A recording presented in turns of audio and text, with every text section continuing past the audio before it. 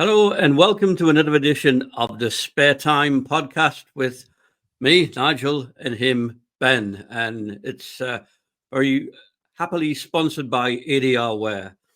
On this episode this evening, or might not even be evening, could be any time that you're watching it, we have a fellow podcaster on by the name of Timm Young, who runs a podcast called The Bowler's Mind. So welcome, Tim. Hello, thank you for having me on. I appreciate it. Yeah, you're welcome. Whereabouts are you? So I'm actually in near Charlotte, North Carolina. So just here Okay. on the East Coast. You're about 5 hours behind us. And Yep. yeah. Okay. So the question I'm going to ask you, I mean, the obvious question to ask you, just looking at the background there, is what is your setup? Where are you? I mean, I've watched some of your podcasts and I try to figure out how you've made the setup and where you are. And it looks like you're at the bottom of I don't know, like a giant chimney or something. I can't get my head around exactly where you are, and the lighting and things like that looks amazing. Well, thank you. I appreciate it. So my background is in video production. That's what I do full time for a living. So I had already had a lot of the gear and lighting and that kind of stuff to do the setup. So what I have back here is actually just called acoustic tile. This is actually just foam tile that I got off of Amazon, and used like a spray adhesive. And I just actually created just out of some 2x4s and some other materials, just the wood panels, and then just glued the acoustic tiles on there just to kind of create the look. And then I've got some LED panels here on the ground with some red colored gels on them to create the uplight. Okay, and I in the background I've seen on some of your podcasts, it looks like a brick wall.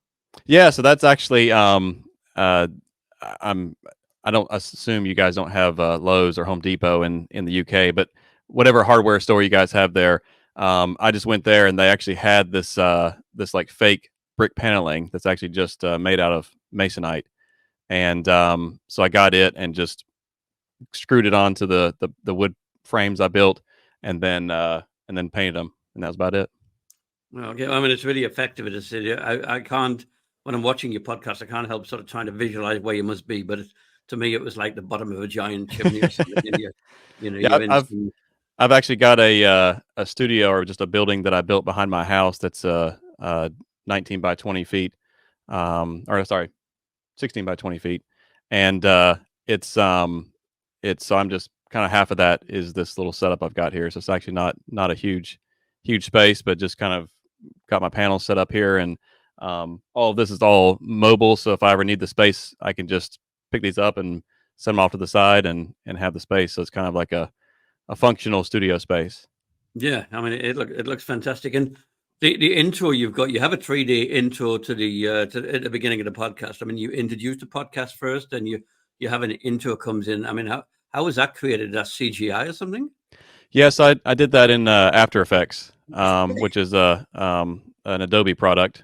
So I used like Premiere Pro and Adobe and Photoshop and all those kind of different softwares to do my different works that I do for my business. And so like I said, I've got an experience in that. So I first created my logo, and then was through some software I have and After Effects, I was able to go in and actually create the 3D model and kind of animate that for what you see now. Yeah, I mean it looks real. It's so realistic. It looks like it's actually there. Thank you. I appreciate it. So I remember, like, we started the same time as you. I think we started like a week before. Our first one went out, and we're like, originally I wanted to like screw shirts on the wall, and then I got a big fat no off my mum. Like the plan was to have like like put all the cameras that way, so you could see all the wall. We're gonna have like shirts on there, gonna bowling balls. I bought the idea. My mum went, no, not in my dining room is what I got told. And then I remember I saw you pop up. I don't remember where you popped up, but you popped up somewhere, and I thought, oh, he's done one with Verity. I thought, let's have a look. I saw the first 30 seconds of the video, and I thought, we've been pushed out. We've been pushed out of this. Like, our setup looks horrific compared to this. I was like, I'm a bit jealous, but I admire it. Well, thank you. I appreciate it. And I think what you guys is great too, because it's just putting out the content is great, and having different people on there just to spread more words about, spread more information about bowling and getting more people involved, I think is great. What was the inspiration for your podcast? So funny how it kind of started was I had a gentleman who approached me about editing his podcast for him. Was completely unrelated to bowling. It was a music podcast, and I'm still editing it now. Um, but it through doing that, I kind of saw his setup, and he had a pretty cool setup, and so I uh, kind of started looking into kind of what he was doing, and the idea popped in my head, like, I wonder if anybody else is doing a bowling podcast. So I kind of started searching around and kind of saw some people doing it, and I knew that with my background in video production, I knew that I had the tools and stuff to make it right. So I got a bug flying around here. Um, it's so I knew I had I guess the tools and wherewithal to kind of do a setup, and sometimes that's half the fun, is actually creating the set, not actually doing the videos. But um, so I knew I had the ability to do it, and through kind of doing his podcast, it kind of sparked my interest in kind of wanting to do it. In all honesty, I kind of just wanted to buy the microphone. That was really, I wanted to have a microphone that looked like this, and so I thought, why not start a podcast? Then I have a reason to buy the microphone. So and I had a friend of mine that kind of helped me a little bit to kind of get going, and so now here I am now. Now, in fact, is that a broadcast quality microphone?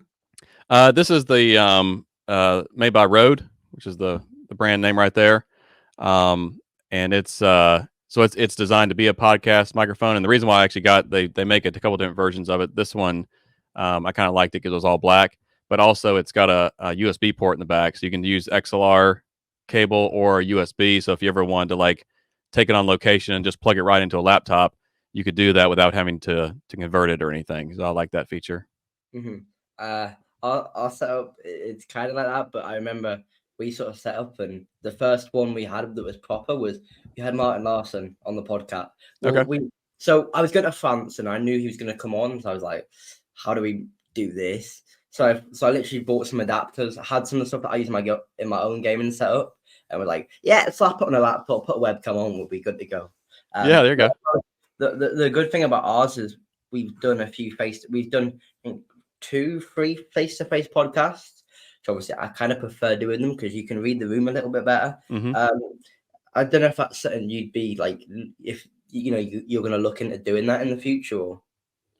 Yeah, in fact, I've actually, when I bought this chair, my very first episode when I interviewed Verity, I had just this little like folding chair I was sitting in, and I realized sitting in that for an hour doing an interview was not very comfortable. So happened upon these, and so I ended up getting 2 of them for that purpose. That if I ever wanted to do another or do an in-person interview, that I'd have the materials to do it and stuff. I've only got the one mic right now, so I guess I had to get another one of those. But yeah, so I have thought about doing some in-person interviews.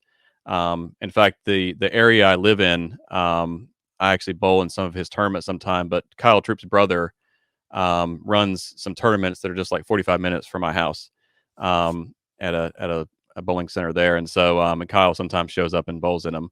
So yeah, it'd be cool to get him on, especially now that he just won the U.S. Open, and actually have him in person.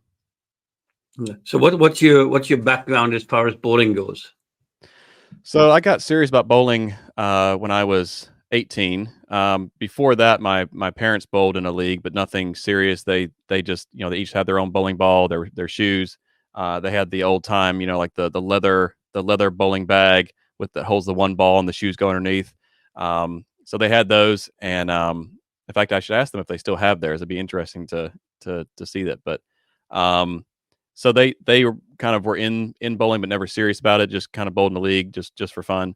And then I through my church bowled in like a Sunday night league we had, just like a fun church league. And there was a guy in the league who started taking lessons from a silver level coach that we had in that center, and he started getting better. And I've always kind of naturally just been competitive, kind of quietly competitive, not really a trash talker or anything like that. But I like getting better at things. And so when I saw him getting better at it and progressing, it made me want to get better. So I started taking lessons from the coach, and got a little more serious about it than he did, and end up surpassing his ability. And I liked where it was going. I started really loving the sport of bowling. So so that was around when I was 18, And so I bowled for about a little over 10 years. I bowled a couple years in juniors, and then I bowled in the adult leagues and bowled tournaments and that sort of thing. Did national tournaments, that kind of stuff. Um, and then I got kind of burned out with bowling for a little while. Just kind of I was bowling sometimes 3 to 4 leagues a week, and bowling tournaments and everything else, and it just um, kind of say what really kind of stumped me, I guess, was um, the center I was bowling in was an all wood lane center, and That- the lane machine and the center was built in 1963, so it was a pretty old center, and the machines and lanes are original. Um, and the gentleman who was kind of the mechanic there, he just knew how to keep everything running correctly, and he knew how to make the lane machine work and make sure the lanes were always oiled correctly and that sort of thing. And he ended up passing. Um, and for a while, they just didn't have a mechanic, and the center just kind of went south a little bit as far as competition, I would feel like. Um, and even a lot of, like, including myself, a lot of our averages just suddenly dropped because the lanes got so challenging. It wasn't even competitive anymore. You didn't know what you were going to be bowling on. It was just a mess out there. Um, and around that time was when I started my video production business. I also got married, and a few other just life changes happened. So I decided to take a little break from bowling. And one year turned into another. And then before I knew it, had been about 10 years since I'd really been bowling seriously. Um, and so I guess it's probably about 4 or 5 years ago. I had a local band here approach me about wanting to do a music video, and so we ended up the video we ended up doing was we rented out the bowling center and shot the whole entire music video on the lanes or on the approaches, and then had footage of them bowling and just kind of uh, mingling together, showing the band's camaraderie and that sort of thing. And so after that shoot, I just like from just that time of being in the bowling center again brought back a lot of fond memories, and so I decided that it piqued my interest again. So I still had all my stuff just sitting around, and so I decided it's like I want to get back into this and just kind of maybe bowl a league once a night and just something fun, just as a something fun to kind of get away from work and that sort of thing. And so that's kind of where I've gotten back into it now. Was during that break of just over the past couple of years, I've gotten back into it again.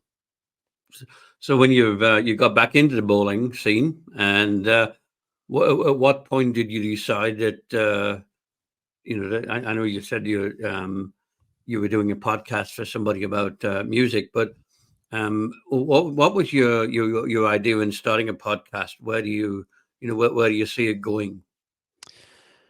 Yeah, that's a good question. I'm not really sure. I kind of started just again as something fun just to try. I'll tell a little fun backstory. I follow, and I'm sure you guys do too, is Verity Crawley, who's also from the UK.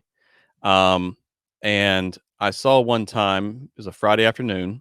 I was here editing, working on a project, and I saw on her Instagram that she was traveling here to Charlotte for a youth tournament to represent Storm.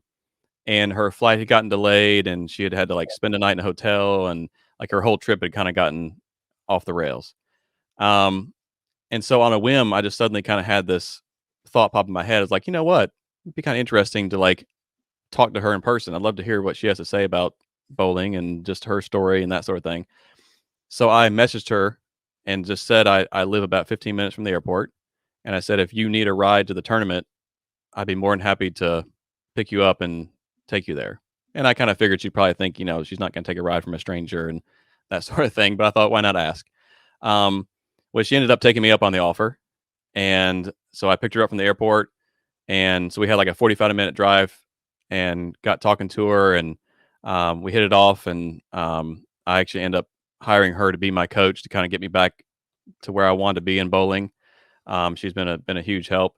And so when I started the bowling podcast, I reached out to her and was like, hey, do you think you could get Diana and Daria to come on? Because I know she travels with them and rooms with them. And she's like, yeah, I'll ask them.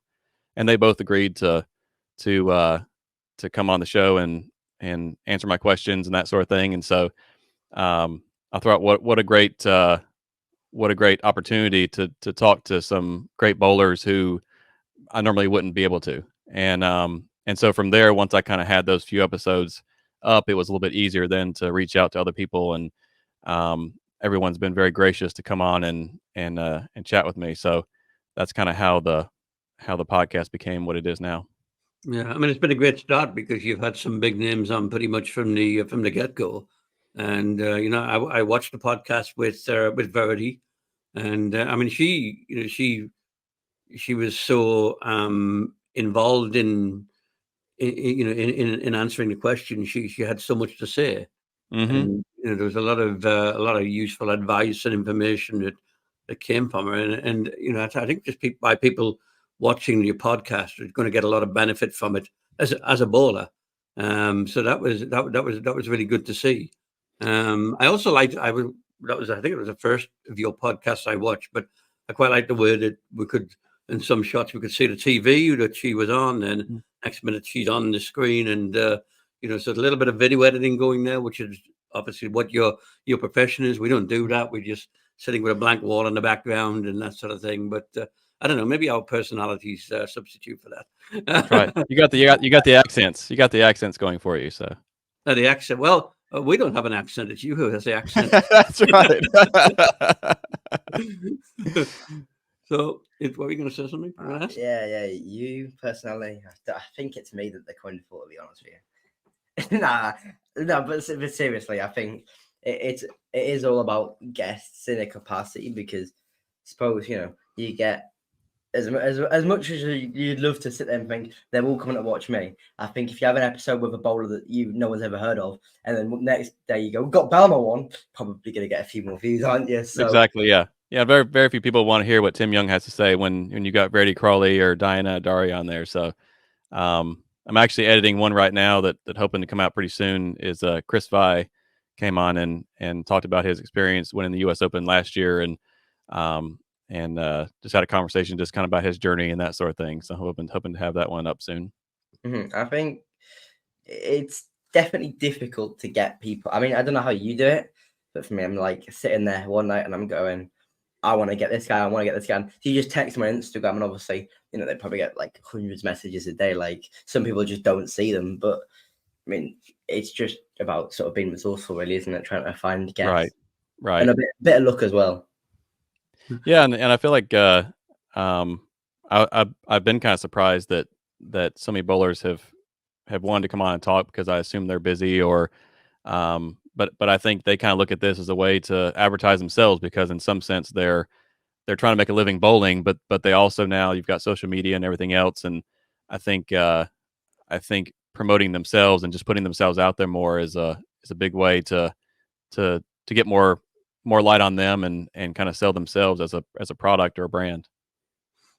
And we had a podcast recently with Andrew Pfeffer from Bowling with a Pfeff, and we talked a little bit about the technology in bowling, in terms of like what we're doing now with social media and that sort of thing. So I mean, 20, 30 years ago, when I started to bowl back in 1987, there was nothing. There was just nothing at all. And I was telling the story when I first started to bowl the centre where I was. We used to go pretty late on a Sunday night. It was me and a friend of mine. We weren't serious bowlers. We're just doing fun. We used house balls for a start.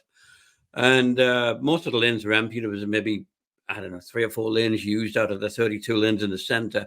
And out of the lanes that weren't being used, they had footage of bowling tournaments in the US, probably PBA. We didn't know what they were at the time, but just by watching that, it sort of grabbed our interest. And I was saying to Andrew, I said sometimes we'll put up, Tom's mom or Fred's auntie or something like that. We thought that was quite funny, but it grabbed our attention from 2 guys who weren't really into the whole bowling scene, but it just just sort of made it a little bit more interesting. But in those days, that's all there was. There was no internet. There was no social media. There's none of this. YouTube didn't exist.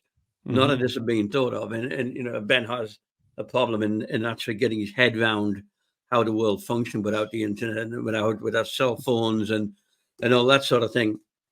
But there was nothing. So today we're in such a more fortunate position because to promote not just the sport of bowling, but any subject of any sport, we have all these different technologically tools and at our disposal, and it's just so much easier for bowlers to promote themselves. And I know people like Verity have, they have a lot of material out there. Darren Tang does a lot on social media. I watched your podcast with Darren Tang as well. So it's I think we're in quite a new age where we can use all this technology, pretty cheaply to promote anything, but especially the sport of bowling. Yeah, no, I think it's great. Yeah, and you're right. There has been kind of this explosion of opportunity, which also sometimes can bring a flood to the market that everyone starts a podcast, or everyone has an Instagram account, or they're trying to promote themselves, and it can sometimes be challenging to get attention or get your name out there, because everyone else is trying to do it too. But at the same time, there's huge opportunity now because it's Instagram doesn't cost you anything, and YouTube doesn't really cost you anything. So so having these platforms that we can go on and create content, and whether or not you can monetize it or just do it for fun, you can have a voice out there and share your story just like you guys are doing. Yeah, I think, YouTube. I know the people who watch YouTube rather than watch regular TV because they say that YouTube is. I haven't seen TV in like years. No, you don't watch TV, but you're not the only one. There's a lot of people like that. They I don't know about the US, but they watch YouTube way more than TV because they can find the subjects that they're actually interested in. Mm-hmm. We canceled our normal cable and got YouTube TV because it was cheaper, and you can actually share it with family members and that sort of thing, and split the cost. And so yeah, the whole streaming thing is taken over tremendously. And yeah, sometimes you can spend hours on YouTube just going from video to video and finding lots of entertainment. Yeah. It's a great channel. Mm-hmm. Who is the bowler that you most want to get onto your podcast? Well, obviously, I'd love to have Belmonte on at some point. That'd be really cool. Just to try to get into his head and find out how he sees things, because I feel like the level he's at, and some of the other high level bowlers, it's almost this instinct that they have learned just how to adjust to what they're seeing on the lanes. They have such intimate knowledge of their equipment and the lane surface and all those things that they seem to just be able to make adjustments, and their shot repeatability is obviously tremendous. So they can get up and throw the same shot almost over and over. And when you can do that, it's easier to make adjustments, I think. So definitely love to have Belmonte on. I'll tell you, growing up, my favorite bowler, and I'd say still is Parker Bone. And when I was growing up, when I first got serious about bowling, that's who I looked at to try to match my game to, like his style of bowling, because he was just so smooth and clean, and it's just the same consistent look over and over and over. And so I used to watch videos of him and buy books about him, and I actually heard I know he and his sons have opened up like a training center, I think up in New Jersey where they live, and so that's on my bucket list. I'd love to go up there and get a lesson from Parker and spend an hour or two up there just learning from all the knowledge that's in his head. So that'd be one for sure I'd love to have on as Parker. That would be a good opportunity to do an in-person podcast, wouldn't it? Mm-hmm. Yeah, I thought about trying to figure out what it would take to get some of my cameras and lights and stuff up to New Jersey, whether I drove or flew. Yeah, it'd definitely be cool to talk to him in person. Yeah, we did a couple of in-person podcasts. We did one with Ben was in the bowling promotion tour in France back in September, and Martin Larson was on a tour. So we did a one with him in the hotel restaurant. like the back of the restaurant. It wasn't really being used. It was next to the kitchen, and they were rattling pots and pans and all sorts. So it wasn't an ideal setup, but it was still pretty good. We had to improvise as much as we possibly could. And then we did a second one with one of the Team England coaches at the time. And we were actually at a bowling centre in a tournament. Between squads. Yeah, between squads. And the bowling centre said, oh, yeah, there's a little room you can use. And it turned out to be not much more than a broom cupboard. So there's like three of us sitting there like shoulder to shoulder. There's no room to move or anything. So, I think the in-person ones, I mean, you can see they're not perfect and it's all been improvised, but I think that's what makes it more fun. So, if you're going to go to somewhere like Parker Bones Bowling Centre, then, that would be, I think that would be pretty interesting. No, I agree. And I think, I think the in-person one, I think you're right, especially even if it is a little noisy and stuff. I think it kind of, having the opportunity to do it in different locations is cool because it just, it changes your environment. And if you are in a restaurant and people can see people walk around the background and there's a little bit of noise, I think people kind of accept that as long as they can hear what's being said, they don't really care about the background noise because they get that you're in a live location. And I think that's pretty cool. Yeah, it's a case of just like trying to go, well, take your opportunity, I suppose, like with Martin. It was like we were going to France and I'd wanted to start this podcast for ages and I thought, we filmed something quick about me just before we flew off to France. And I'm sitting there thinking, Martin's on the tour. Why didn't we ask him? Mm-hmm. I remember one day I was like, Martin, do you want to come on the podcast? What podcast? I mean, there's no episodes out yet, but there's a podcast coming. Okay. Do you want to come on? He goes, yeah, can do. So I'm thinking, wait, I actually said yes. And I remember going to the reception going, hi, I know this sounds really weird, but if you got a room I can film a podcast, and they're like, oh yeah, we can take you in here. They like pulled the curtains on, they turn the lights up, and they were like, if this does this do? I'm like, yeah, this will do. And I'm thinking, got Martin Larson sitting next to me. This is kind of mad, but I think I definitely prefer in-person interviews, even if they're not perfect. Being able to actually see them and be in the same room as them I think it makes it a lot easier to do a podcast as well. Yeah, no, I agree, and that's kind of what I guess I have been trying to create with having the TV screen kind of opposite of me. So it's kind of like I'm interviewing someone like they're there. And so that's kind of one of the reasons why I set it up that way, because it felt like they were there, even though they're not, but their digital presence, I guess, is there. I think you're right in what you say. The in-person podcast, you have the live things going on behind you, just normal everyday events. And sometimes that makes it more interesting. I know there's a guy who I used to watch, and I mean his was sort of not so much podcast, but more sales videos. But he used to do these from a hotel in San Diego, and there was a terrace like above the pool, and you were looking out over onto the beach of the sea. And San Diego is a big U.S. naval base, so every now and again you get a helicopter flying past, and there was all sorts of things going on in the background. So you were sort of half watching it to listen to what he had to say, and the other half of you was watching the sky and watching the beach and the pool and all that sort of thing. And it just, I don't know, it just added something to it. So yeah, I think that in-person podcast, it doesn't have to be in a perfect location. Right. No, I agree. Yeah, and that it can make it more interesting because there are things going on in the background that just kind of make it feel more lively and interesting. I suppose the best backdrop to a bowling alley, really, isn't it? Yeah, it's a bit noisy, but that's the obvious place. Yeah. So what is it you do? How do you promote your podcast? I mean, you got I think it was a 417 subscribers when I looked earlier on, and you've only been going a fairly short space of time, so that's a pretty good achievement. Yeah, I'll say the episode with Daria, and I think because Daria has so many followers on Instagram, I feel like that was a home run. And I think that gave me, and then Darren Tang doing both of theirs, I feel like helped me out a lot because they both have such huge followings on their different platforms. Him being YouTube and hers being Instagram, that helped kind of create a little bit of momentum. I've taken a little break here during the holidays, and now that it's we're starting the 2024 now, or I guess already in February.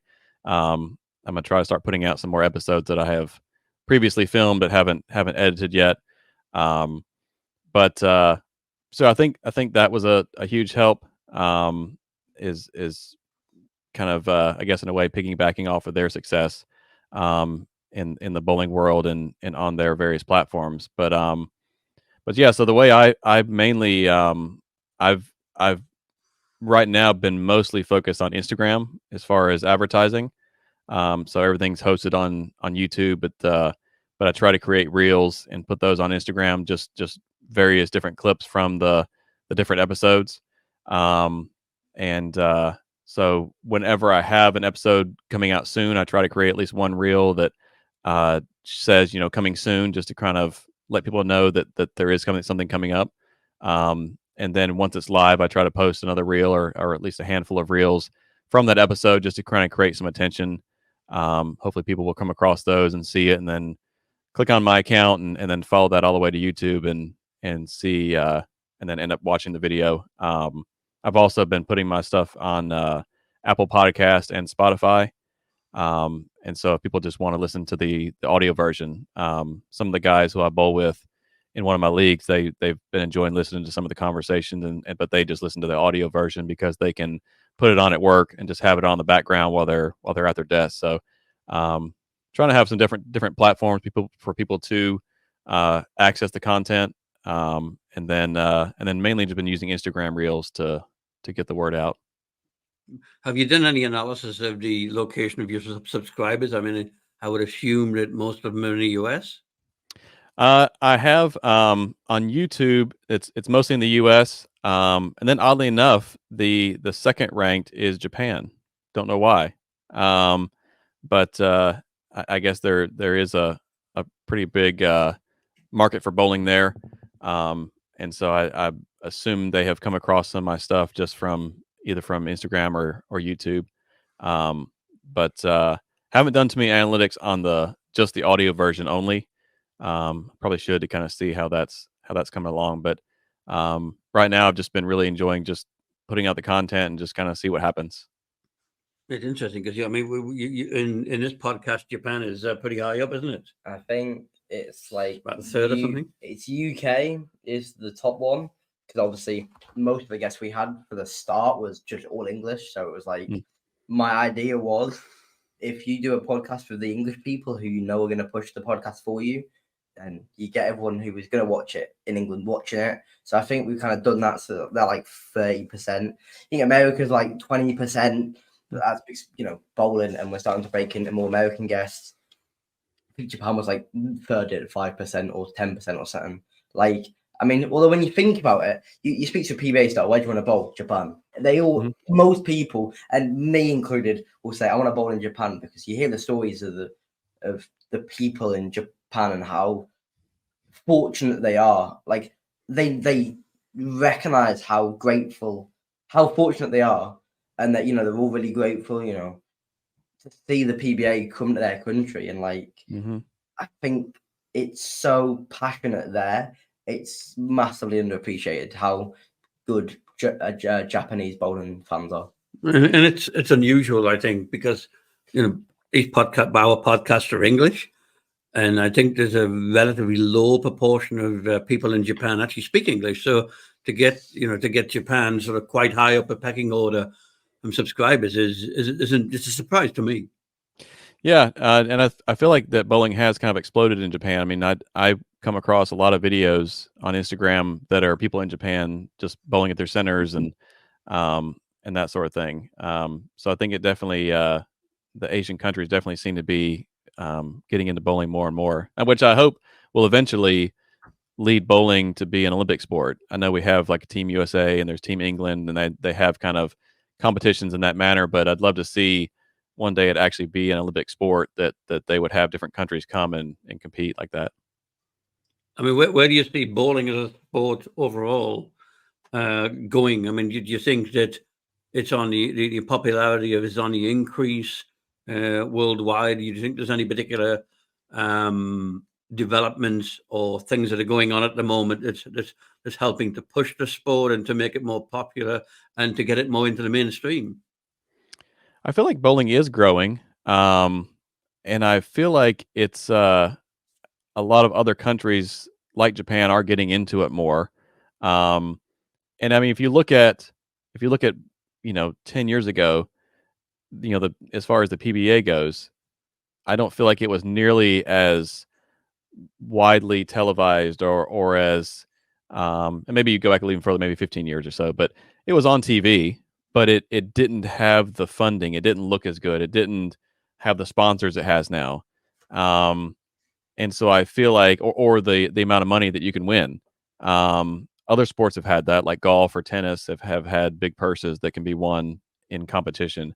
But I feel like that bowling has always been kind of lagging behind. But I feel like it seems to be gaining some momentum, um, and becoming a more popular sport. I mean, I guess bowling's always been one of those sports too that everyone can always participate in bowling.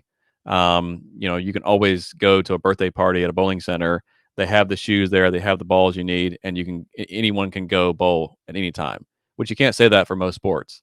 You can't always, play certain sports like that, or have you can't go with your family and necessarily play a game of soccer together or football. Um, and but bowling, a family can go together and participate in that sport at all age levels, and enjoy themselves. So I think um, bowling in that sense is I think has grown, and I think there's obviously varying degrees of what people think of bowling. Most people just think of bowling as that's a birthday party sport, and they go and they have fun with their kids. And then when you start telling them in more detail about how the competitive side of bowling is and how there's different oil patterns and that sort of thing, it blows people's minds a lot of times when I start telling them what all is really involved and what's happening when you're competing, and how I'm watching the ball go down the lane and trying to see if I need to change balls or if I need to move, or just that constant um, interaction with the sport that we have at the competitive level. Um, I think it's very unique. The sport of bowling is how deep you want to go into it. You can go as deep as you want to go. You can just have it as a fun family sport that you just do on a weekend for fun, or you can get serious about it and bowl tournaments and bowl for money and that sort of thing. So bowling's a very unique sport in that way. Yeah, I mean, I suppose it's quite surprising that because the fact that it's so accessible to everybody and pretty much everybody is taking part in bowling at some point, that the sport itself is still not really what you would call in the mainstream. Certainly not here in the UK. I mean, obviously in the US you have the PBA, you have a lot more televised bowling events. In the UK we have nothing like that. Mm. There's no televised bowling events. You won't find any UK channels with bowling on. And in fact, we struggle sometimes to watch the PBA. We have Bowl TV, but then a lot of it's on Fox, which we can't access. Mm. Both TV. Yeah. But Bowl TV, the internet, we have to watch the international version of Bowl TV to see a lot of this stuff. So it's quite surprising that because it's so popular, everybody's tried it, that it's not so much in the mainstream media. That's interesting. I wasn't aware of that it was difficult to get some of those American channels like Fox and stuff to watch the PBA live. I suppose you'd have to get something like YouTube TV, I guess, but maybe there is even limitations on that. I don't know if there are regions that if you're in a different country, you can't get certain channels or what. I think in the way it works for us is you can watch all the normal stuff that you can watch on Bowl TV, but the telecasts are on Bowl TV international version for us, because obviously we physically can't. Even if I wanted to pay like $30 a month for Fox, we physically can't. It's not Oh, available in England. interesting. So So what is the international version of Bowl TV like? the telecast you watch on your TV, Right. the screen recorded version of that, and there's obviously some bloke sitting in his office somewhere screen recording it on OBS, because you literally sometimes you can see the title below. It'll say we were watching it last night, and obviously the audio is not usually great. It's normally not full screen, and it'll be you'll be able to see the title of US Open final, and it'll be kind of as if someone's literally screen sharing a YouTube video to you. Wow. Not all full screen. The production quality isn't great, because obviously they're literally getting it from Fox and just recording it and live streaming it to us.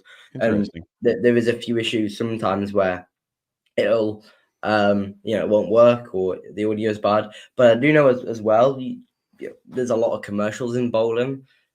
when a commercial break comes up, you literally just get a blue screen that has a USB-C logo and say commercials in action. Bowling will resume shortly. But you can still hear the audio. Sometimes. Yeah, Interesting. sometimes. But last night we could hear the audio a lot. So we could hear the audio from all the commercials. We couldn't see any of the videos, so we didn't know really what it was about.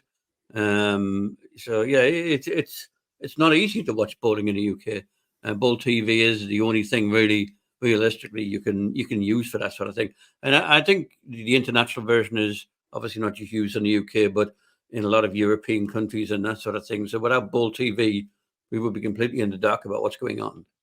It's interesting that with Bold TV. Now, let me ask you this. So I know that, for example, I will watch the PWBA is typically what I use Bold TV for because they don't get as much TV time, unfortunately, as the PBA does right now. But when they have like certain big tournaments, like the Women's U.S. Open, CBS will come in and set up, and they will then you'll have to have CBS in order to watch the finals on TV. And so Bold TV will not cover that then because they don't have the rights because CBS is then there filming it and broadcasting it.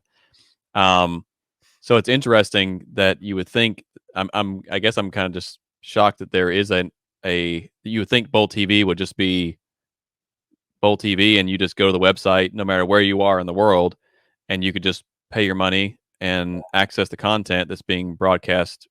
So it's interesting that they have a separate version for Europe that they do in America.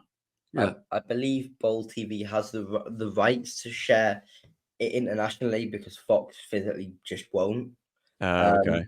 When it comes to PWBA, I think so. However, with it being CBS, I'm not sure. So remember last year, before we got Bowl TV, when bowling itself was on CBS before, like the PBA, we basically had to buy like a VPN and go on like dodgy website that was like showing all the American sports channels on Dodge. But the only issue was with that, obviously you're paying for your VPN and all that, but it was like a 50-50 chance where sometimes it just wouldn't work. So Interesting. But now with Bowl TV, I believe because CBS and obviously Fox don't show it internationally, Bowl TV have the right to stream it internationally, but they literally just screen record what's already been on. So it's like sitting on a phone call with your mate who's just screen recording it, holding the phone up, just filming the TV. they're kind of scamming a bit of a living there. And the thing with the Bowl TV, they don't really tell you this. So when the stepladder finals was on for some tournament, we couldn't get it. We could see everything until that point, and we couldn't find it. And I think I went onto some Bowl TV Facebook page and said, "Well, why can't we see this?" And I think some guy in Germany said, "Oh, you need to go onto the international site." I said, "We didn't know there was an international site." And he gave me the URL for the international site, and that's what we watch now. But Bowl TV don't make that obvious, so it's a lot of people might subscribe to it and think, well, I can't watch what I want to see here, but it's only because there's a separate international site. Interesting. Yeah, I had no idea they had an international site. I just assumed that you went to bowltv.com and that was it. Yeah. So, and I think it's I think things like that has to change because bowling needs to be the profile of bowling needs to be raised, and I think if more people watch bowling, then it would attract more sponsorship, and it'd be like a a circular type thing. The more sponsorship, the more popular to become, and that sort of thing. And I think that would make a big difference to the game. And of course, if we ever get bowling into the Olympics, I think that would definitely push it into the mainstream. I think as well, like that's the issue. Obviously, Bowl TV is great with having all your bowling in one place, but you're paying I don't know how much it is, like $25 a month, $30. I don't. It's not cheap, and you're not going to pay that unless you're already a bowler that's interested in bowling. Right. So I know we use football as an example. There's a lot of people who, as kids, turn the TV on and thought, "Oh, well, Liverpool's on the TV, so I'll support them." That's literally how they got into it because they turned the TV on one day and that was on the TV. Where obviously bowling, the only way you're finding anything relatively recent that's bowling related is just by paying for it. So it's not really, you can't stumble upon it as per se. I've heard some people say too that bowling is somewhat of a complicated sport to understand if you don't know what if you're not already a bowler. So getting people involved into the sport who aren't already bowlers can be a challenge because I mean anyone could turn on a soccer match or a football match and pretty much pick up pretty quickly like what the what the object is. You want to kick the ball into the goal. You may not understand the defense or offense or what's happening there, um, but it's pretty obvious of what the end goal is. And obviously, bowling is obvious in the sense that you want to knock down all 10 pins, but the scoring of it, I think, a lot of times confuses people that you get a strike and then plus your next two balls, or if you get a spare, then your next ball. And so sometimes people who aren't already bowlers get confused, I think, sometimes. So I wonder sometimes if bowling is a bit of a confusing sport to first get into, and once you do and you're hooked, then it's fine. But I don't know. What do you guys think about that? Do you think that could be a stumbling block to getting bowling more out there because of some of the complicated scoring and that sort of thing that from the outside? I mean, I'll be honest. I've bowled for 9 years now. I still can't score. Yeah. Well, I live in a day and age where you've always had something to score for you, so you never had to do it yourself. So I know I get sick for it, but I can't score. But I mean, I think it's one of those. I mean, there's people that have been bowling for 40, 50 years, still don't understand everything about bowling. Where football, you've got different technique, you've got this, you got that, but give it a year or two, you could be pretty good at the game. Obviously, player knowledge, not so much, but just the game itself and all the different technicals. I mean, there's people who've literally lived their life through bowling and still don't understand stuff. Yeah, I think that I mean the thing that confused me. I mean, I've been bowling for many years, but just doing it on a fun level. And I started off just like your parents did, with a single bag with one ball in and your shoes on the top. It was an ebonite bag and an ebonite ball, and I still have that ball. I bought that back in 1991 or something. Um, so I wasn't really exposed to all the things that went on, and just I still find now that I hear about things and I think, well, I've got no idea what they're talking about. And when I first started to watch the PB, I was really confused because, as you know, when they play two frames one after another, and then it passes to the next player, and that confused me. So the guy took he played one frame, got a strike, and then he stood up again. I'm thinking, oh, he's messed it up. He's taking somebody else's shot. I didn't know that. You're not up yet. And Sit there's all down. these little things like that, and then Baker format. I thought, what on earth's Baker? And I couldn't understand it. I still don't know where the name Baker comes from. Somebody's going to tell me one day. Yeah, I don't know either. There's 5 letters in the word baker, and there's 5 bowlers. Yeah, but it doesn't have to be 5. You can play Baker with 3, can't you? No, 4. It's 3, isn't it? 4. Well, see, I know nothing about it. But as you said, there's so much in bowling, and we talked a couple of weeks ago on a podcast about why some sports are more popular. We just had a big darts tournament over in the UK, and we were trying to work out why darts were so popular and bowling wasn't. And one of the things I said for darts, you can, apart from the fact it's easy to understand, you can just set a dartboard up in any location with some big video screens, fill it with tables, and then get everybody to drink beer, and then everybody's happy.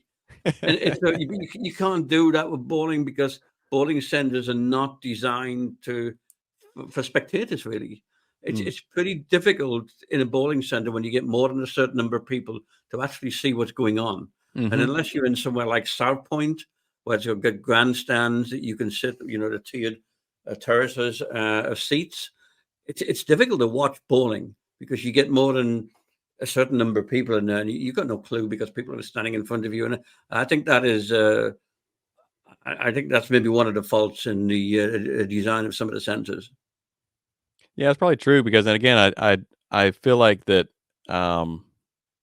here in America, I don't know that I feel like bowling centers make the most of their money. I could be wrong, but make most of their money from your average person just coming in there and having a birthday party, or just from just coming in open bowling, renting the shoes, and that's it. But it's the league bowlers who are actually your clientele who keep coming back to bowl in league. Um, but yeah, I agree. The bowling centers are not really designed. I mean, even I know like on some of the women's tournaments and stuff, they have to actually, because they don't have a place for all their equipment, they'll just strip a couple lanes and they'll just line all their equipment up on the lanes going down. So you'll see people like off to, lanes 1 or 2 or down at the other end, that they will go down and just like walk down the lane to get their equipment and come back up because they just don't have the space to hold all their equipment. So I do feel like bowling centers um, are made more for the recreational bowler than for the competitive bowler. I mean, even I don't know how centers are in the UK, but more and more centers are adding in like arcades and all that kind of stuff just to get people in the door. And then not only are you going to bowl, but you can also play arcades. And they've got like a full restaurant and that sort of thing because they're trying to get people to stay there and spend their money. And so I think you're right. I think bowling centers are geared more towards the recreational bowler than it is the people like us that are serious about the sport. Yeah, I was speaking to a bowling center manager once, and they were expanding the arcade side of it, and he told me that they make more money from the arcade than they do from the bowling. Wow. Which well, that was surprising. I mean, bowling's not cheap Mhm. here in the UK, but the arcades seem to be getting bigger and bigger. I mean, when we were bowling in France, the arcades weren't such a big thing. Didn't have arcades in half of them. No, they weren't really that. But The clientele was different as well. it was totally different. The bowling scene in France was a lot more social. There's one particular we were in Reims, one particular bowling centre we were there, and there was a large number of seats in front of the lanes, but people were coming there when as time went on, as it got to evening, 5, 6, 7 o'clock at night. People and older people, when I say older people, like people of my age, were coming just to, for a night out, to have a drink, and they weren't so much interested in bowling. I mean, they were watching it, but it was a totally different scene. Where in the UK, you've got a lot more younger people, a lot more kids in the bowling alleys, but this was a lot more sort of a mature clientele coming along, and they had a full bar, and there was no sign of any arcades. So they were doing the same thing. They were trying to get people to stay there, but in a different sort of way. I mean, I don't know what it's like in the US. I mean, I've only been in a small number of bowling centers in the US, but I don't know if you have like the arcades and stuff like that in the way that we do. Some of them do. Some when you walk in, that's the first thing you see is you've got to walk through the arcade to get even to the lanes. And then Bolero has been buying up a lot of bowling centers and remodeling them and making them into more of that night out sort of, I don't want to say club, but like a lounge sort of feel where they've got a full bar and they've got the red leather couches, instead of just plastic chairs when you sit down between frames.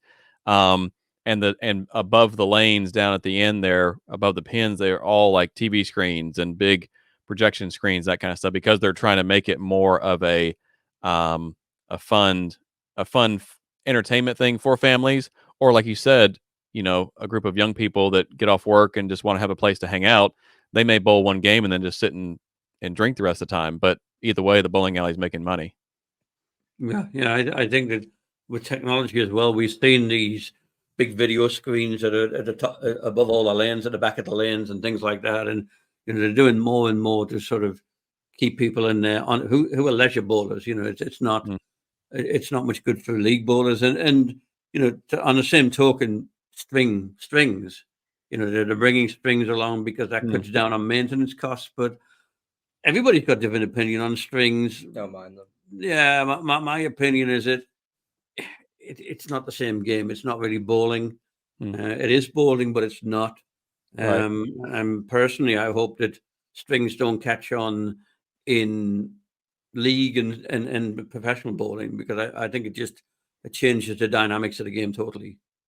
Yeah, I haven't had the opportunity to bowl on string bowling yet, but I've seen videos of it, and I see how definitely it can cut down on maintenance. Obviously, not having to have the whole pin setter and that sort of thing, but it is. I do feel like it does change things a bit because the strings do have an effect on the pins.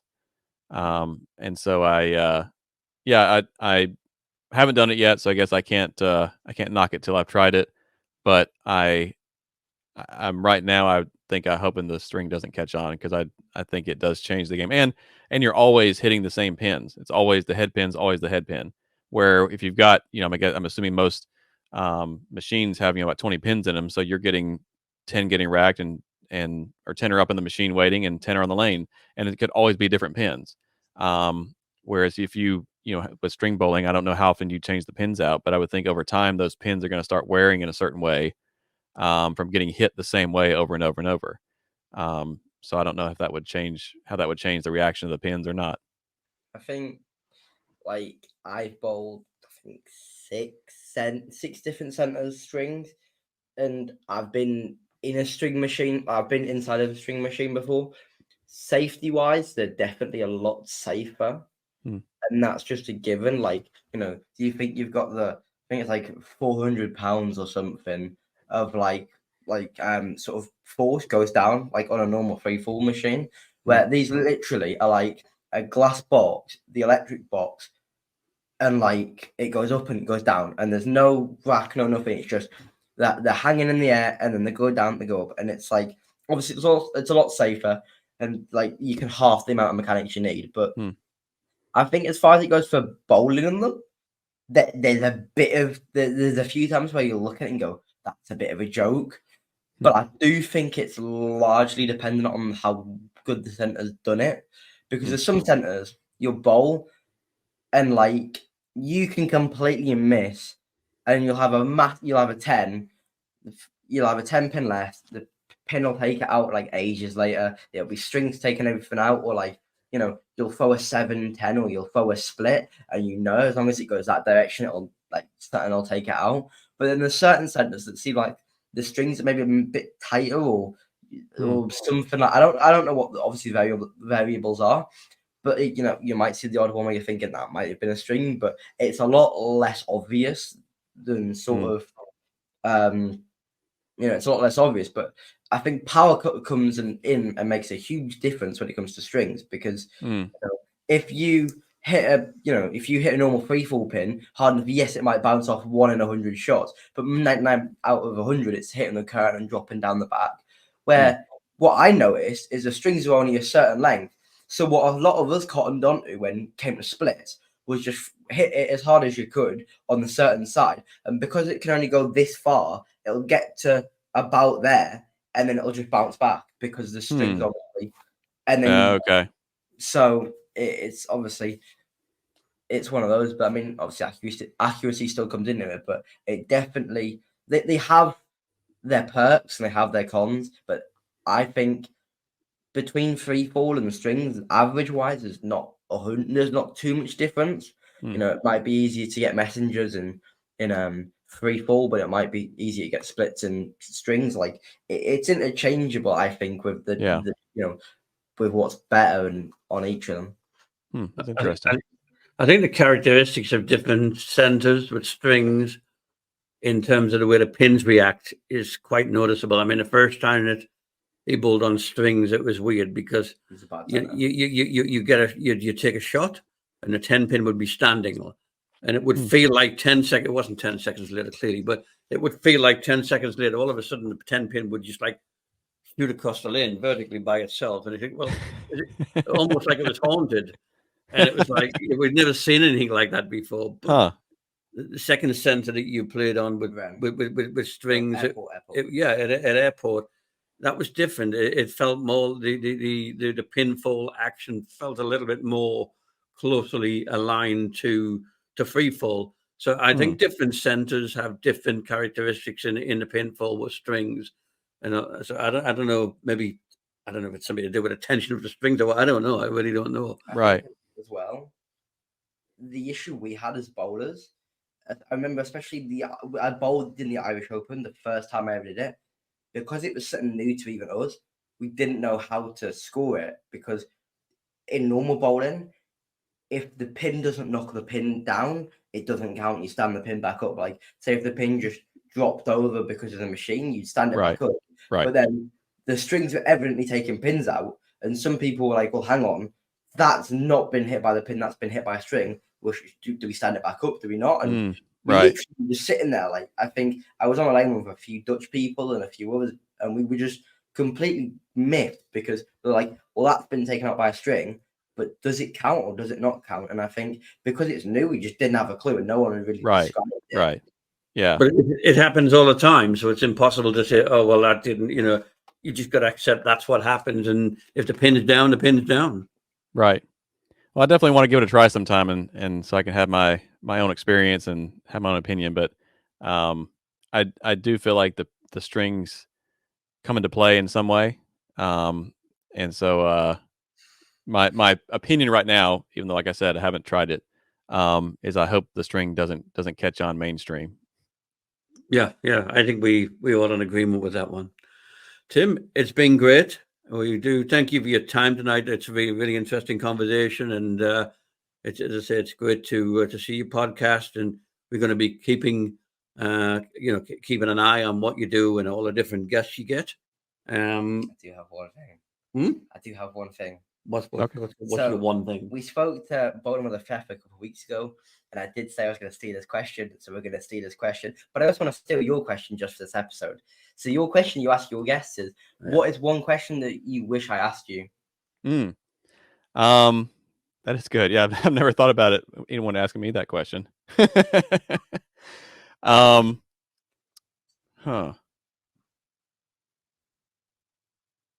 really good. I don't know that I have an answer for that. I may have to think about it, and I may have to come on again in the future and answer that question. I think it's difficult because it's not every day we two people who do podcasts talk to each other. So right. You don't really know what to expect in terms of questions. Yeah. I can't think of anything that you should have asked me. So I'll have to think about that, and next time we chat, I'll have an answer. Yeah. Oh, I just assumed that we asked you everything we should have done. So. Yeah, we'll take the win on that one. I am now going to steal Fest's question, and he asks, who do you challenge to come on the Spare Time podcast? Ooh, Well, I'm going to say, since she's from the UK, that you should get Verity to come on. Yeah, definitely. I think she'd be a good and she has introduced me to Jammy Dodgers.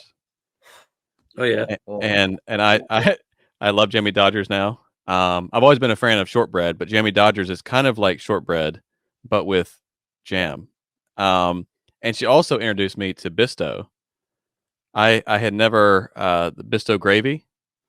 I had never heard of it before, and I mean, we obviously have gravy in the States, and so like I just have been using different brands, and she she asked me about it, and so I actually found it in a grocery store in my town here that has an international aisle, and so they've got a UK section, and in that UK section they have Jammy Dodgers, they have Bisto, they might have is it mincemeat?